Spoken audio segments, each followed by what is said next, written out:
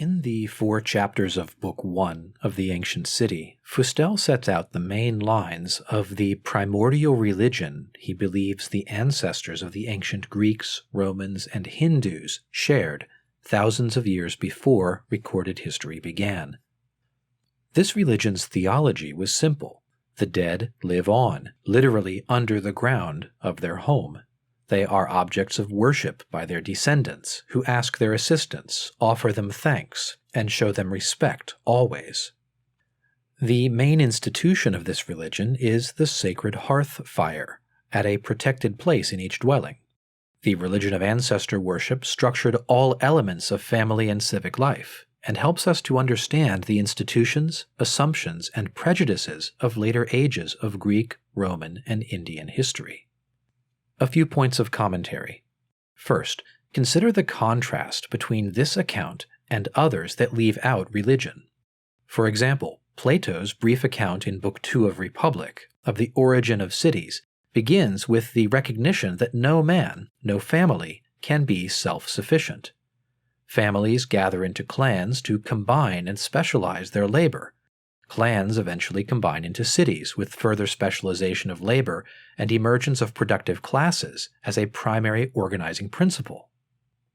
If Fustel is correct, this admittedly simplified account of political origins will not do. If the most important element in primitive man's life was his ancestor worship at his household's sacred fire, then mere economic advantage cannot be the force that first drove men to organize into cities. There must be a religious story to tell, and Fustel will tell part of it later in the book.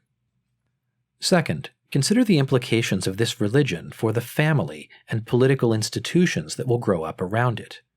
As we will see in Book 2, Fustel rejects claims that ancient family order was founded on material principles, as though the superior strength of the father gave him control over weaker relatives, or that it was founded on natural affection, that the family developed out of mutual friendship and love.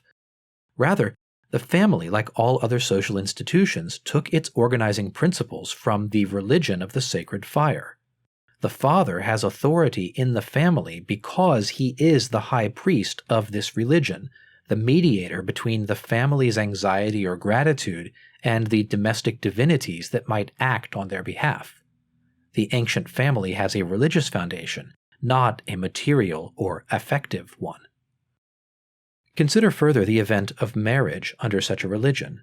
A girl or woman leaving her father's household to join her husband's is not just changing domicile. She is entering into the precincts of an alien god, the ancestral worship of a different set of divinities.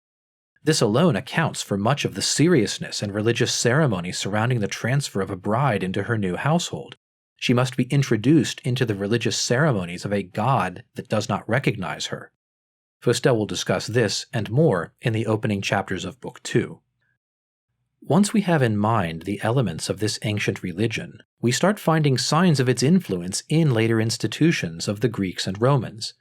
Laws about children and inheritance, for example, adoption, exposure, and primogeniture, which might seem arbitrary from the standpoint of reason, make sense in the light of the religion of the sacred fire. Some of the value of Fustel's work will come from its ability to propose reasons behind institutions and practices that might otherwise seem unintelligible. That's my commentary for now. Thanks for watching. Goodbye.